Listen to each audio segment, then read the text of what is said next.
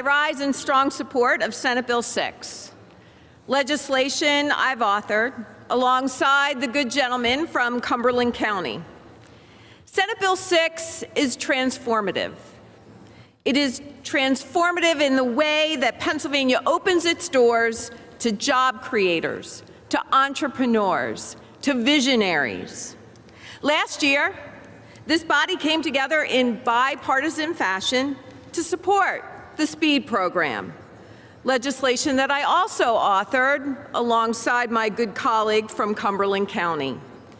It was a big first step, and it has paid dividends. In fact, earlier this month at the Pennsylvania Chamber of Business and Industry's annual dinner, the governor declared victory on the SPEED program. In fact, under the governor's payback program that provides applicants with a refund if their permit or application is not processed in the timeframes established under law, he touted that his administration has had to issue only 5 refunds out of 40 million applications over the last year and a half. 5 refunds out of 40 million applications. Change in Pennsylvania, it happens incrementally. And today, we take that next step as Republicans and Democrats in declaring that Pennsylvania is the economic hub of the Northeast. In fact, Senate Bill 6 takes the payback program and puts the administration's money where its mouth is. Job creators don't want a refund for a permit that costs a few $100s.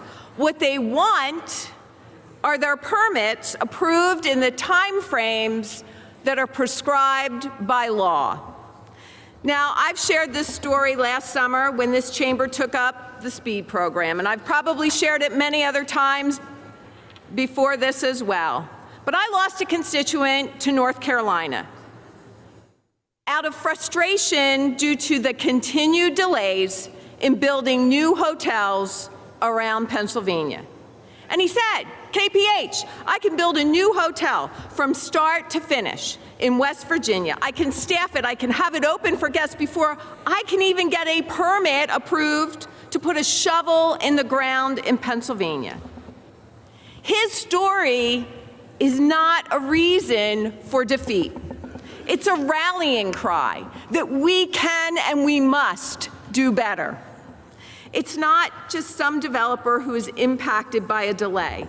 It's the excavating crew that have lined up to start moving the dirt. It's the foundation crew that's ready to erect the walls. It's the electricians that have lined up to wire the facility. It's the roofers, it's the HVAC guys, it's the plumbers and the finishers and more, who all come together through a very coordinated effort, but one delay because of a permit